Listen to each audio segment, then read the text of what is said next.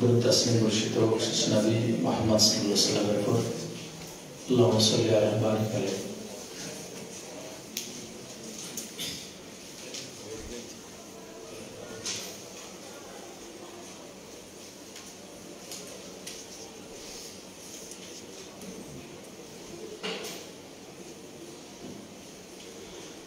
যে ভাই জিজ্ঞাসা যে আমি ইফতার সময় 3 মিনিট আগে করে ফেলেছি, আমি কি এই সময়টি আবার সিএমটি আবার রাখতে হবে, আমাকে রাখতে হবে?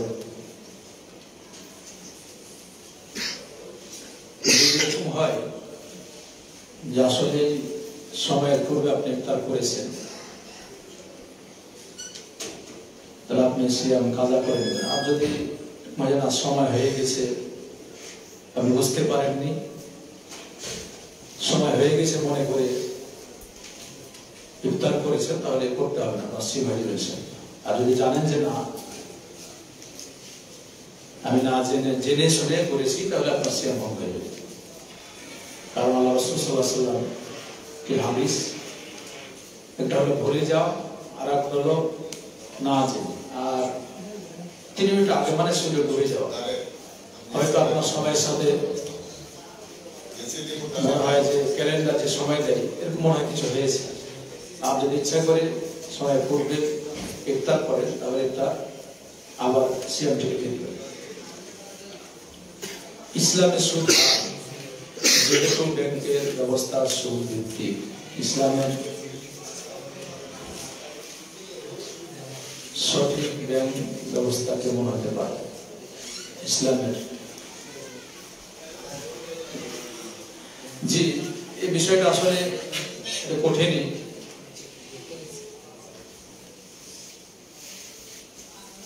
ইসলাম ব্যাংক যদি আমি ইসলাম শরীয়তে যা বলে, সুদ নেওয়া দেওয়া এগুলা ছেড়ে দিলেই তো হয়, তাহলে ইসলাম যা বলছে সেইভাবে হবে। আপনি ব্যাংকে টাকা রাখবেন, ব্যাংকে টাকা রেখে যদি আপনি বলেন যে আমি শরীয়ত অনুযায়ী ব্যাংক বা এগুলো চালাবো, আপনার ব্যাংক থেকে যখন একটা ব্যক্তি টাকা নেই, সুদ না লাগায়, তাহলে কর্জা হাসানা দিন, কর্জা হাসানা দিন। আর যদি আপনার কাছ থেকে কেউ ব্যবসা বাণিজ্যের জন্য টাকা নেই ব্যাংক থেকে, তাহলে ওই ব্যবসা বাণিজ্যের ক্ষেত্রে যে লাভ সেটা আপনি রাখবেন, বরং সুদের থেকে বেশি লাভবান হয়। ব্যাংকে টাকা মানুষে রাখে, আপনার টাকা রেখেছেন, রাখার পরে ওই টাকা ব্যবসা বাণিজ্য করছে, ওই যদি হয় ইসলাম শরীয়ত আছে, তাহলে ওরা বলতো আপনার এই টাকা এই ব্যবসা করে এইটা হচ্ছে। ব্যবসা বাণিজ্য করলে লাভ লোকসান হয়, কোন সময় লাভ হয়, কোন সময় লোকসান হয়। সুদ বোঝাচ্ছে আপনার প্রত্যেক মাসে নিয়মিত টাকা দিবে। আর সুদের ক্ষেত্রে আল্লাহ তাআলা সুদকে হারাম করেছে। আর সুদের কারণে কত ক্ষতি দেখেন, যে অনেক মানুষ নিঃস্ব হয়ে যাচ্ছে। আপনার কাছে কিছু টাকা নিয়েছে, নিয়মিত আপনার এই তার কিস্তি দিতে দিতে তার অবস্থা খারাপ, লাস্টিকে এনেও লাভবান হতে পারছেন না, যাকে দেওয়া হলো সেও ক্ষতিগ্রস্ত হচ্ছে, উভয় ক্ষতিগ্রস্ত হচ্ছে। দুনিয়াতে যেমন ক্ষতিগ্রস্ত, পরকালে ক্ষতিগ্রস্ত হচ্ছে। আচ্ছা বলেন তো, সুদের টাকা দিয়ে কি এমন আছে বেশি লাভবান হয়েছে দেখান? পরে কিন্তু ক্ষতি এসেছে। এই যে দেখেন, যারা এমপি মন্ত্রী ছিল তারা অনেকেই টাকার পাহাড় কিন্তু গড়েছিল, তাদের অবস্থাগুলো কি বলেন তো? ব্যবসা প্রতিষ্ঠানগুলো আজকে ধ্বংসের পথে। এই জন্য আব্দুল্লাহ মাসউদ তিনি বলছেন যে সুদের টাকা যদি পাহাড় পরিমাণও হয়, মনে হয় একদিন সেটা ধ্বংস হবেই হবে, এটাই সত্য। এজন্য সুদ থেকে মুক্তি পেতে হলে দেশে কর্জে হাসানা এই আমলটি জারি করতে হবে। কারণ আল্লাহ তাআলা বলেছেন মান যাল্লাযী ইউকরিদুল্লাহ কারদান হাসানান ফায়ুদাইফাহু লাহু আযআফান কাসীরা। আল্লাহর কালাম সত্যই, তিনি সত্য, নবী রাসূলের বাণী সত্য, সত্যই সত্যই সত্যর হক হবে, বাতিলের সে ধ্বংস হবে। জাল হক ওয়া যাকাল বাতিল। কারণ কেউ যখন কাউকে কর্জা হাসানা দিবে, কর্জা হাসানা দিলে আল্লাহ তাআলা এই কর্জা হাসানাটা এত বৃদ্ধি করে দিবেন যে এর সীমারেখার বাইরে। বরং হাদিসে যা বলা হয়েছে আপনি দান করে 10 নেকি পাবেন, কাউকে কর্জা হাসানা দিলে 18 নেকির কথা বলা হয়েছে। তাহলে এর সাথে সাথে আল্লাহ তাআলা আপনার মাল বৃদ্ধি করবেন, নেকিও আপনি করবেন। এজন্য ইসলাম শরীয়ত যদি ব্যাংক ব্যবস্থা ক্ষেত্রে ইসলাম শরীয়ত চালু করতো, সুদকে বারণ করলে ইনশাআল্লাহ সেখানে করতেন। আল্লাহ অর্জন তো সাহেব দেয় না। জি, অর্জন 10টা মেটাল পারে, অর্জন দেয় না বিধায়ী অবস্থা।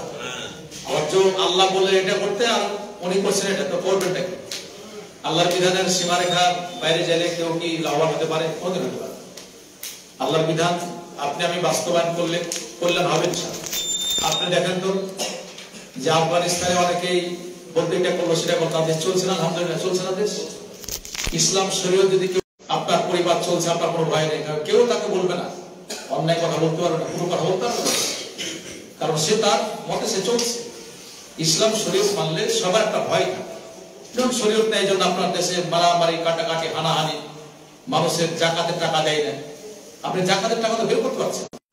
এই আবদ্ধ করে রেখেছে, অন্যায় পথে সে ব্যয় করছে, টাকা পয়সা যেমন ব্যয় করছে অন্যায় পথে, খাওয়া দাওয়া সেইভাবে সে অন্যায় পথে ব্যয় করছে।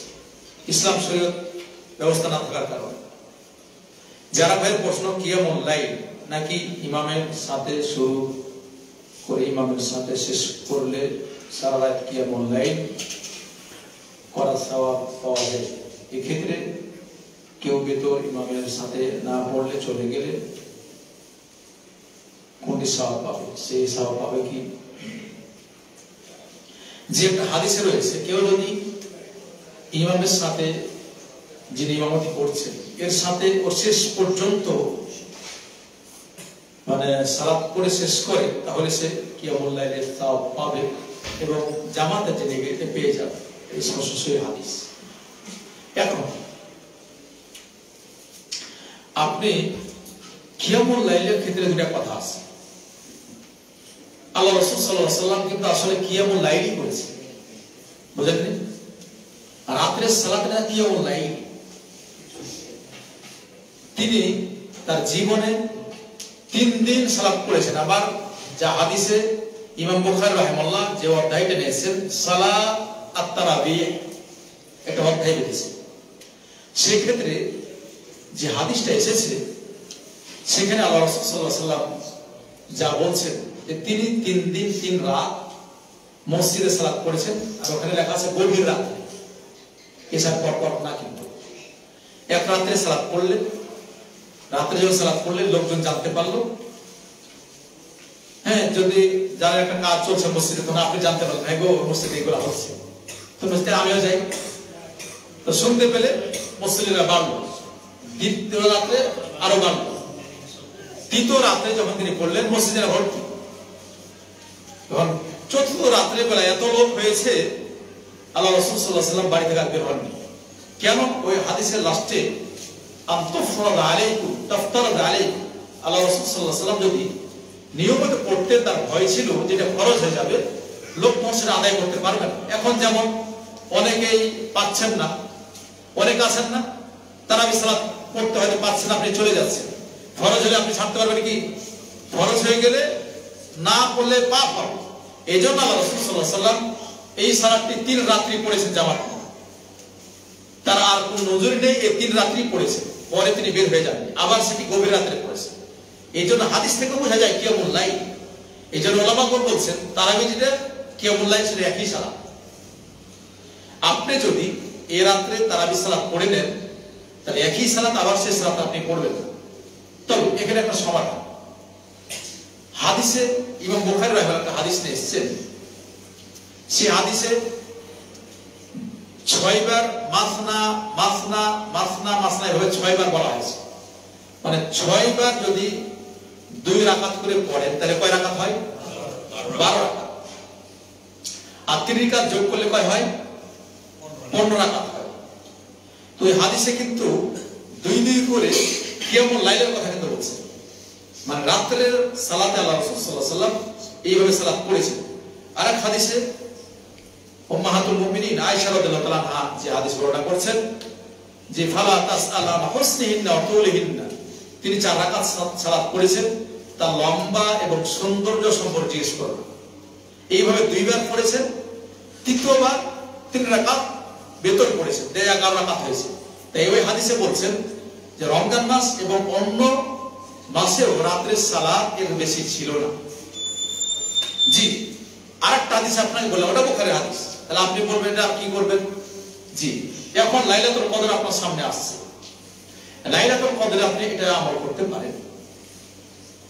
ইমামের সাথে যদি মনে করেন 8 রাকাত পড়লেন, বেতরটা পড়বেন, বেতর রেখে দেন, ওযু করে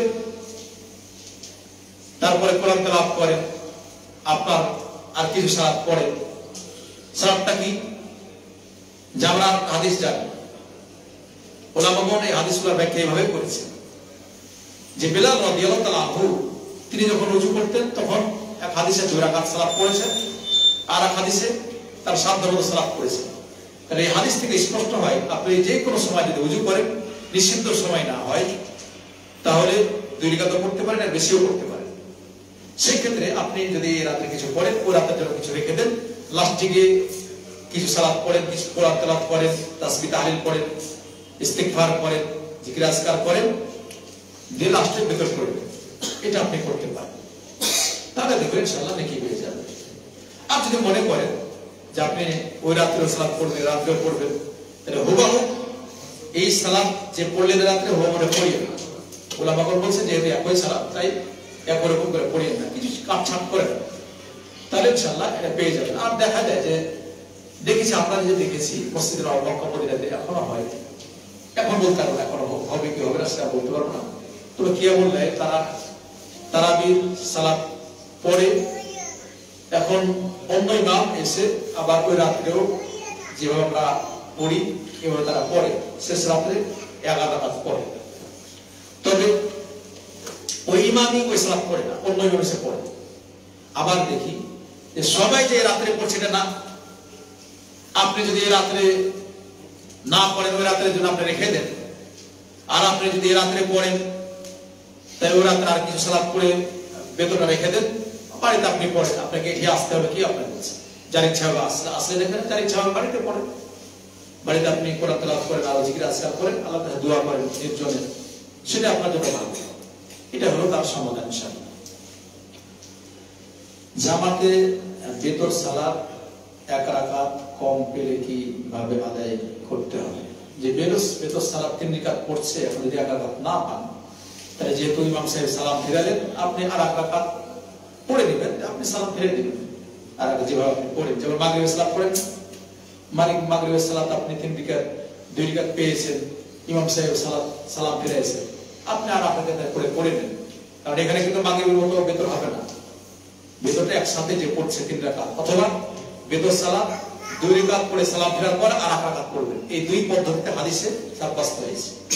আর বেতরে যদি আপনি হয় যে আপনি 3 রাকাত পড়ছেন একসাথে, 2 রাকাত পেয়েছেন, আর ইমাম সাহেব সালাম ফেরা 1 রাকাত আপনি পড়ে সালাম ফেরাবেন ইনশাআল্লাহ। এইভাবে হবে না। ভুলে কি মেয়েকে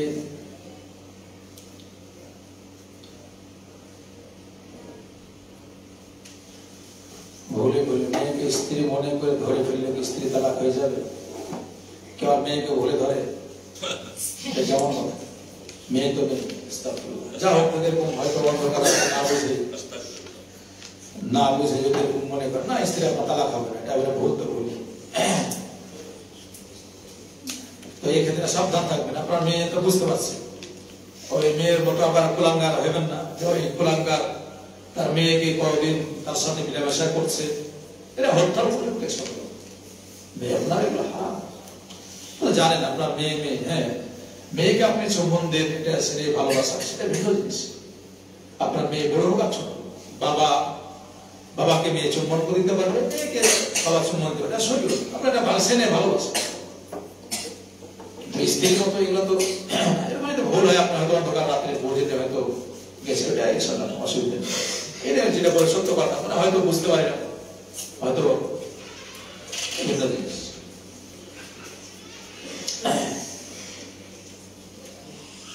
যে এখানে আরেকটা প্রশ্ন করছিলেন, সাতিমা রাসূল দেখা দিলে কতল কে করবে? সরকার? জি, সাতিমা রাসূল যদি কেউ আল্লাহ রাসূল সাল্লাল্লাহু আলাইহি ওয়াসাল্লাম গালিগালাজ করে, তাহলে দায়িত্ব অর্থাৎ দায়িত্ব দেশের সরকার যিনি, তিনি এখন যেহেতু আমাদের দেশের দায়িত্বে আছেন প্রধান উপদেষ্টা ডক্টর ইউনূস হাফিজাহুল্লাহ, উনি এগুলা দায়িত্ব নেবেন। তার আশপাশে যারা আছে ওরা সব মিলে পরামর্শ করে তাদের কতল করবেন, এটাই বিধান। যে সাধারণ কোনো মানুষ বা কোনো সমাজ দল না, সাধারণ কোনো মানুষ কোনো দলের মানুষটা করতে হবে না, দেশের যিনি সরকার তিনিই করবেন। যে বিবাহিত কিংবা অবিবাহিত কেউ জেনা করলে এর শাস্তি কি এবং অপরাধ তাওবা করলে হবে কি? জি, যারা হলো জেনা করছে, যদি জেনাটা স্পষ্ট হয় বিবাহিত নারী পুরুষ, তো বললাম আগে যে রজম করে হত্যা করতে হবে, এটা শরীয়তের বিধান। আর যারা অবিবাহিত এদের 100 দড়া মারতে হবে ছেলে উভয়কে, আর দেশান্তর করতে হবে, এটা শরীয়তের বিধান। এখন যদি ওরা গোপন রেখে দেয়, কেউ না জানে, আমরা তাওবা করবেন, ইস্তেগফার করবেন। যেটা প্রকাশ্য হয়ে গেছে, মানুষ জেনেছে, তার জেনে নেন। আর আপনি কারণ না জানার পরও সাহাবা আল্লাহ রাসূলের যুগে তারা ডাইরেক্ট এসে আমি ধ্বংস হয়ে গেছি, এই হয়েছে, আমার হক কায়েম করুন। আপনি যদি সেভাবে বলতে পারেন, দেশের হক আপনি যা বলবেন, যারা দায়িত্বশীল আছে তাদের বলবো আমি এই কাজ করেছি, আমাকে হক পাবো, তারা সেটা বিচার করবে। আর আপনি যদি বলেন না আমি গোপন রাখবো বা কেউ জানে না, সেক্ষেত্রে আল্লাহ তাওবা করবেন, জীবনে করবেন না, ইনশাআল্লাহ। মাযহাব মানা কি? মাযহাব মানা কিছুই না। মাযহাবের ক্ষেত্রে আমাদের দেশে 4 জন ইমাম আছে, আমরা যাদের বলি ইমাম আবু হানিফা রাহিমাহুল্লাহ, ইমাম শাফি, মালিক, ইমাম আহমদ বিন হাম্বল, এই 4টি মাযহাব সারা বিশ্বে মানুষ জানে। আপনাকে দেখতে হবে যে লোকগুলোকে মানবো ওনারা কাকে মেনেছে, সালাফদের পদ্ধতিটা এই ছিল। আপনি এখন দেখছেন যে এই লোকটি কাকে ডেকে এত মর্যাদা পেয়েছে, আপনাকে সেদিকে দিতে হবে। দেখছেন যে লোকটাকে যে বলছে আমি, তো উনি তো সিজদায় আল্লাহর কাছে পড়ে আছে, তো আপনি এই কাজ করেন। ইমামেরা চলেছেন কোরআন সুন্নাহ মেনে, আপনাকে বলেছেন কোরআন সুন্নাহ মানতে। ইদা সাহ হাদিস ফামাযাব, প্রত্যেক ইমামের কথা বলে গেছে, সহিহ হাদিস পেলে সেটা আমার মাযহাব। এখন বলবেন আমি যে কিছু বুঝি না, যে আপনি কিছু বুঝেন না এর অর্থ এটা নয় যে আপনাকে মাযহাবি আপনার মানতে হবে। এই যে ইমাম সাহেব, হ্যাঁ 4 জন ইমাম যেটা বলে গেছে সেটা যদি কোরআন হাদিস অনুযায়ী না হয়, তাহলে আপনি সেটা মানবেন না। আপনি আমি যাচাই বাছাই কি করে করবো?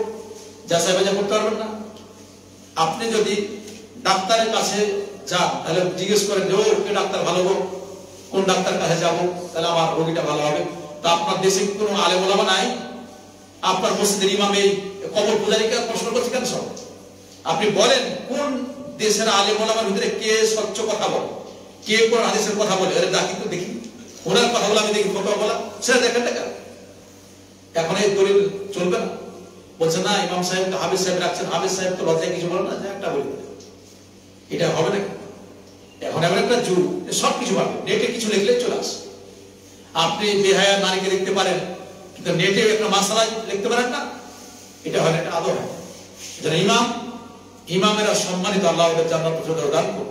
ওনারা সবাই বলে গেছেন সহিহ হাদিস পেলেছে আমার মাযহাব, তাহলে ওনারা কোরআন হাদিস নিয়ে গেছেন, আমরা আপন কোথায়?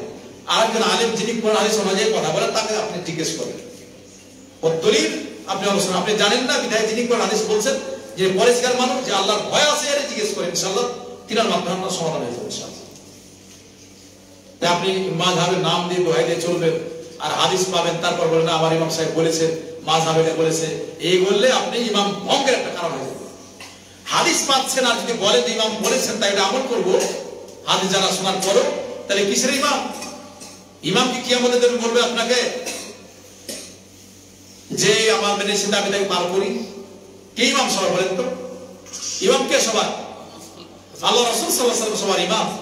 কিয়ামতের দিন যে যার কাছে বলছেন ইনিও আল্লাহ রাসূল সাল্লাল্লাহু আলাইহি ওয়াসাল্লামের কাছে সুপারিশের জন্য দৌড়াবেন। সকল নবী রাসূল যদি কিয়ামতের দিন আপনার জন্য আমার জন্য সুপারিশ না করতে পারে, আল্লাহ রাসূল সাল্লাল্লাহু আলাইহি ওয়াসাল্লাম দেখা দেওয়া হয় যে এই দায়িত্ব যাও, তিনি বলবেন হ্যাঁ দায়িত্ব আমার, তাহলে আপনার ইমাম তাহলে সাধারণ মানুষেরা কোথায় যাবে? এই জন্য হ্যাঁ আপনি বলেন যে আমি ইমাম, চারটি ইমাম আছে, হ্যাঁ ওনারা কোরআন হাদিসের বাচ্চা, সেটা আমরা অবশ্যই গ্রহণ করব। মানে ওনারা কোরআন হাদিসের কথা বলে গেছেন। আর যদি কোরআন হাদিস জানছেন আর ইমাম সাহেব একটা বলছে আর মানছেন, এটা ইমাম মানা না, এটা হলো কোরআন সুন্নাহর বিরোধিতা করা। আল্লাহ যেন আমাদের, কারণ ইমাম সাহেব সবাই কিন্তু আহলে হাদিস ছিলেন, এরা সবাই কোরআন সুন্নাহ মেনে গেছে, এদের দোষ নেই কোনো। ওনারা কোরআন হাদিস মানতে বলেছে, মানার জন্য উৎসাহিত করেছে। এই জন্য আবু হানিফা রাহিমাহুল্লাহ তিনি বলে গেছেন ইদা সাহাহ হাদিস মাযহাবি, যখন সহিহ হাদিস বলে সেটা আমার মাযহাব। আপনি পাপ করেছেন, অন্যায় কাজ হয়েছে, লাস্টে বলে বাবা আমি যা করেছিলাম তাওবা করেছি আর জীবনে লাগু করবো না, এখন এগুলা সব জানে না ভুল, দাবিটা বলছে এটাই ঠিক। ইমাম আবু হানিফা রাহিমাহুল্লাহ তিনি লাস্টে বলে গেছেন যে যেটা সহিহ হাদিস সেটাই মাযহাব, সেটা আমার মাযহাব। বিদায় উনি কোরআন হাদিস মেনে গেছেন, সহিহ হাদিস বলে গেছেন, যেটা সহিহ হাদিস পাবেন সেটাই তার মাযহাব, সহিহ হাদিস মানটাই ইমাম আবু হানিফা রাহিমাহুল্লাহকে মানা হলো। বাংলাদেশে এত বড় মুহাদ্দিস থাকতে আল হাদিস, আহলে হাদিস কেন গঠন হলো? এতগুলা মুহাদ্দিস, বাংলাদেশের বড় মুহাদ্দিস কি? একটা মুহাদ্দিস নাই বাংলাদেশে, বাংলাদেশে একটা মুহাদ্দিস। কয়জন মুহাদ্দিস সহ ইমাম বুখারী মুসলিম যারা আছে এই মুহাদ্দিসের মতো হাদিস বলতে পারে? মুহাদ্দিস দেখবেন সৌদি আরবে যান, মুহাদ্দিস দেখবেন সৌদি আরবে যান, যারা এবার সমস্ত বলে বন্ধ হয়ে গেছে। একজন মুহাদ্দিসের কথা বলছে এখন যিনি বেঁচে আছেন, আব্দুল মুহসিন হাফিজাহুল্লাহ। মদিনাতে যত ছাত্র সবাই তারা চিনে, সবার উস্তাদ তিনি এখনো বুখারীতে আসলেন। তিনি বলছেন অমুক হাদিসের অমুক ইবারতটা দেখে বলো, এত না অত সত্যি অন্ত। প্রত্যেকটা রাবীর কথা, কোন রাবী কি, তার নাম, সে সহিহ না সহিহ সবগুলা বলছে। কোন মুহাদ্দিস আছে বাংলাদেশে এখন দেখান তো, সবগুলা বলে দেয় মুখস্থ, বলে কি আছে একজন কথা মুহাদ্দিস দাবি করছে। কে মুহাদ্দিস? তুমি মুহাদ্দিস হইয়া যদি হাদিস না মানে মুহাদ্দিস তুমি? মুহাদ্দিস কি হাদিস যদি না মানে কিসের মুহাদ্দিস? আমাদের প্রতিষ্ঠানগুলো দেখবেন বরকত নাই, বরকত। বুখারী শরীফের খতমে বারকা, আর বুখারী হাদিসে কোনো আমল নাই। আমল যদি না থাকে আপনার কিসের বরকত আসবে? বাপকে মানেন না, বাপের আদর্শ নিয়েছেন কি আপনি? রাসূলকে মানেন না, রাসূলের আদর্শ আপনি কি নিয়েছেন? মানে আপনি বলছেন মুহাদ্দিস আর বলছেন মুহাদ্দিস যদি হন তাহলে আপনি ইমামের পিছনে দৌড়ে বেড়েছেন কেন? মুহাদ্দিস তো হাদিস বলেন, কোরআন হাদিস, কোরআন হাদিস বলেন। আহলে হাদিস কাউরি নিজের বাপের কোনো এটা কিছু বলার না। আহলে হাদিস মানে আপনি, যদি আপনি হাদিস মানেন আপনি আহলে হাদিস। কোরআন সুন্নাহ যে মানো, যে বেরানতে মানো, সে আহলে হাদিস। আহলে হাদিস যারা করছে হয়তো একটা ধরেন দিনের দাওয়াতি কাজ প্ল্যাটফর্ম হিসেবে তারা বলে যে আমরা আহলে হাদিস, আমি কাজটা করতে চাই। কেউ তো আপনাকে ওরা আহলে হাদিস বলে তা বলে না যে সে জেনা করে দেয় আমি হত্যা করি, বা চোরে হাত কাটি এরা করেছে কোনোদিন না, বলেছে দায়িত্ব। আপনি একটা সমাজকে সংশোধন করবেন, তাই যেমন দাওয়াতি সেন্টার আপনি করেন, সেইভাবে একটা দাওয়াতি সেন্টার, তারা দাওয়াতি মানুষকে পথে ডাকার জন্য তারা এটা করে। আপনি এখানে যেমন একটা মসজিদ, এটা একটা দাওয়াতি ময়দান। মসজিদ না হলে আমরা আসতাম কি এখানে বলেন তো? মসজিদে আছে সভাপতি আছে, তারপর সেক্রেটারি আছে, তাহলে এই যে একটা ভাবে আপনার কি খারাপ কাজ বলবেন যে না মসজিদ কেন হলো, কেন এখানে এই সব আলেম ওলামা আসছে না? আহলে হাদিস এটা একটা দাওয়াতি প্ল্যাটফর্ম, আর কি অন্য কিছু। যারা আহলে হাদিস বলেন কোরআন সুন্নাহ দাওয়াত দেন। আপনি যদি কোরআন সুন্নাহ মানেন আপনি আহলে হাদিস, কোরআন সুন্নাহ মানবেন না আপনি আহলে হাদিসের বাইরে।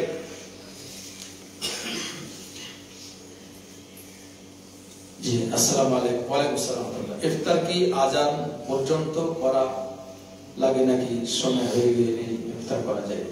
জি আপনি যদি জানেন সময় হয়ে গেছে, সময় হয়ে গেছে, সূর্য ডুবে গেছে, স্পষ্ট হয়, তাহলে ইফতার করতে হবে। আজানের জন্য আপনি অপেক্ষা করতে হবে। যদি আপনি জানেন, স্পষ্ট জানেন সূর্য ডুবে গেছে, আপনি ইফতার করতে পারেন ইনশাআল্লাহ। এই জন্য আল্লাহ রাসূল সাল্লাল্লাহু আলাইহি ওয়াসাল্লাম বলছেন তোমরা ইফতার করো তাড়াতাড়ি। তাড়াতাড়ি অর্থই নয় যে সূর্য ডুবে যায় আপনি ইফতার করবেন, এটা না। সূর্য ডুবেছে যদি স্পষ্ট আপনি জানতে পারেন তাহলে ইফতার করবেন। জামাতে সালাতের আদায়ের সময় কি সালাত পড়তে হবে? জামাতে যদি আপনি সালাত পড়েন আর একাকী যে অবস্থায় আপনি ফরজ সালাত পড়েন, আপনি সালাত পড়বেন, আল্লাহ রাসূল সাল্লাল্লাহু আলাইহি ওয়াসাল্লাম পড়েছেন, আপনিও পড়বেন। তারাবির সালাতের নিয়ম কি? তারাবির সালাতের অন্তরে নিয়ম। আপনি অন্তরে যেমন সিয়াম রেখেছেন, রাত্রে নিয়ত করেছেন তারাবির সালাত পড়বেন, ওই সময় অন্তরে নিয়ত থাকবে আপনি তারাবির সালাত পড়বেন, যে আপনার নিয়ত থাকবে, অন্তরে নিয়ত হলেই হবে ইনশাআল্লাহ। ওয়ালাইকুম আসসালাম ওয়া রাহমাতুল্লাহ। একজন বলছেন আমার কোনো আত্মীয় যদি হারাম খায় তাহলে তার বাসায় কোনো দাওয়াত পূরণ করা যাবে না। হারাম খেলে লোকটি সম্পূর্ণ হারামি হয়ে যায়, কথাটা মনে রাখেন। সুদ যদি কেউ খায় তার মানে ওই দিক থেকে বাড়ায়নি, মানে মুসলিম আছে।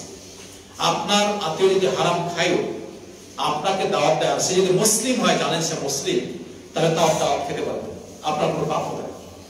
বুঝলেন?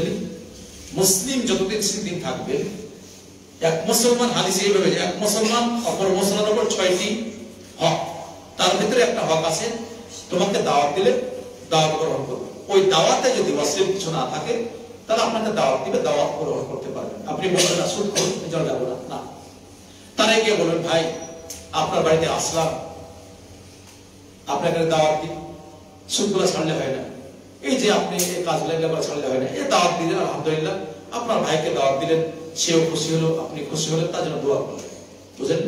এই জন্য কেউ যদি হারাম খায় তাহলে ওই খাওয়াটা আপনার জন্য হারাম না, যতক্ষণ পর্যন্ত সে মুসলিম থাকে। হ্যাঁ, এখন যদি আপনি ধরে বসেন যে ওইটা চুরি করেছে, চুরি করেছে জানেন, তাহলে খাবেন কেন? চুরি করে তাহলে খাবেন না। এখন সবই কি চুরি করে, সবই কি তার সুদের জিনিস না। এই জন্য এই বিষয়গুলো না বোঝার কারণে আজকে সমাজে অনেক সমস্যা হচ্ছে। একজন মুসলিম এই যেগুলো বড় পাপ, হারাম খাচ্ছে, ওই হারাম জেনে হারাম খাচ্ছে, যে হারাম তারপরে খাচ্ছে, এটা বড় পাপ। বড় পাপ করার কারণে তারা ঈমান কমে যায়, কিন্তু দিন থেকে বেরিয়ে যায়। কথাটা মনে রাখেন, ঈমান কমার কারণে, পাপ করার কারণে তার ঈমান কমে যায়, কিন্তু দিন থেকে বের হয়ে যায়। মুসলিম যতদিন আছে তার সে দাওয়াত দিলে খেতে পারবে। যে আল্লাহ রাসূল সাল্লাল্লাহু আলাইহি ওয়াসাল্লাম বলেছেন যে সেহরি খাওয়া অবস্থায় সময় শেষ হয়ে গেল, সে যেন তার প্রয়োজন শেষ করে নেই। আচ্ছা, এখানে বলছে হাদিসটা, আপনি সেহরি খেতে আসেন, খেতে খেতে এখনো কিছু বাকি আছে, এটা কি করবেন?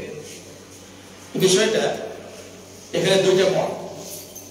আপনি যদি সময়ের পূর্বে খাওয়া শুরু করেন আর কিছু বাকি আছে, এই হাদিসের ভাষাটা সেরে নেবেন, এটাই সালাতের মত।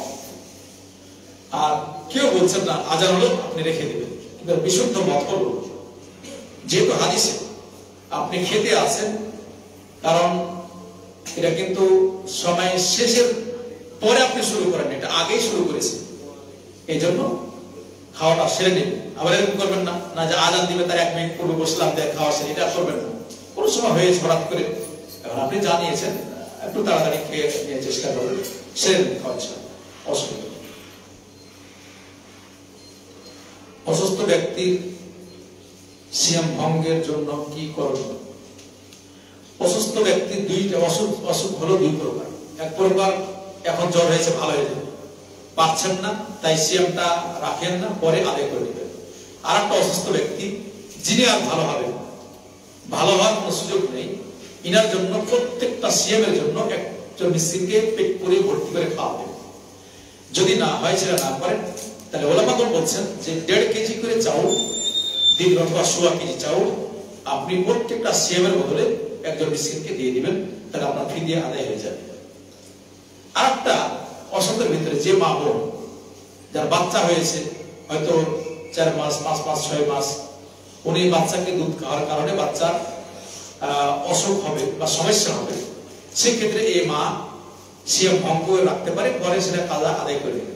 আর একটা মায়ের পেটে বাচ্চা আছে, সিয়াম রাখলে বাচ্চাটির অসুবিধা হবে, তাহলে এখন সিয়াম না রাখে, পরে সেটা বাচ্চা হওয়ার পরে সে আদায় করে নিল। আরেকটা মাসালা এই দুটো উভয়ের মানে বাচ্চাটা ছোট এবং পেটে বাচ্চা কেউ বলে এই মাসালাটা যে উনি যদি ফি দিয়ে দেন তাও চলবে, এটাও ওলামাগণ বলে।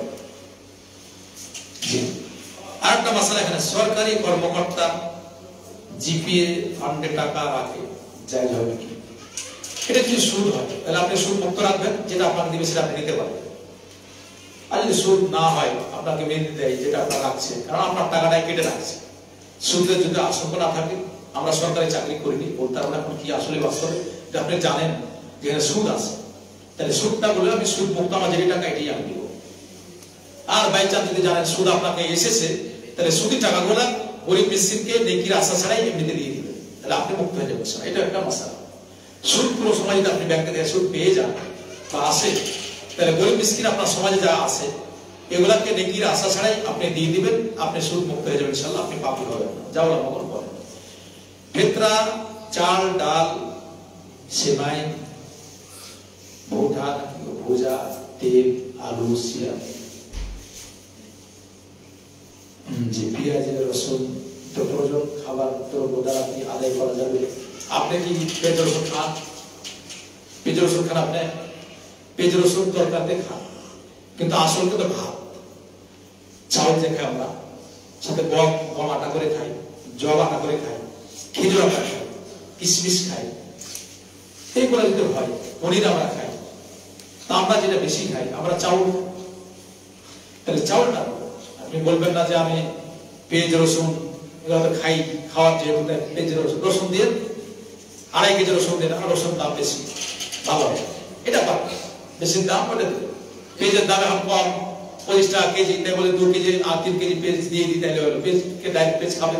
কেজি 1/2 কেজি পেঁয়াজ, 1/2 কেজি তেল, 1 কেজি ধরেন না না, এগুলা চলবে না, এগুলা একটারা চলবে না। আপনি চাউল খান চাউল, গম খান গম, জব খান জব, ফ্রেশ খাবার জিনিস এগুলা না, এগুলা চলবে না।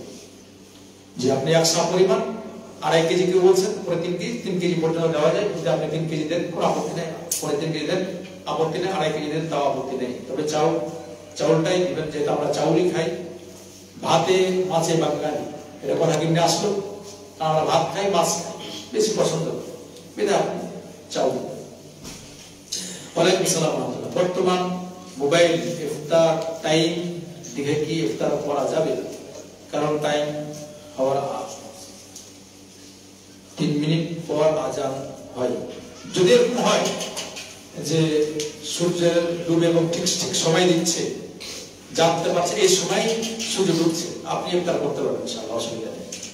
সূর্য ডুবছে সময় যদি জানতে পারেন, আজান হোক আর না হোক, আপনি ইফতার করতে পারবেন। ব্যস্ততার কারণে ইশার সালাত পড়ব এরকম সিদ্ধান্ত নেই, কিন্তু কয়েকদিন পর মনে হলো আমি সেদিনের ইশার সালাত আদায় করিনি, কি হবে? যদি এটা বেশ কিছুদিন হয়ে যায় তাহলে তাওবা করবেন, আল্লাহর কাছে ছাড়বেন না। আর যদি না আজকে হয়েছে এরকম সময় দিন হয়ে গেছে, আপনি আদায় করবেন। আর বেশ কিছুদিন হলে আদায় করবেন, তাওবা করবেন, আল্লাহ মাফ করে দাও, কারণ এটা পার হয়ে গেছে। ফজরের সালাতের পরে মনে হলো আজ বেতরের সালাত আদায় করি, এক্ষেত্রে হবে বেতন পড়ার নিয়ম হলো আপনার ফজরের পূর্বে, একান্ত আপনি নিয়মিত পড়েন, যদি এরকম হয়ে যায় তাহলে আপনি পরে পড়তে পারেন, কেউ কেউ মত দিয়েছে।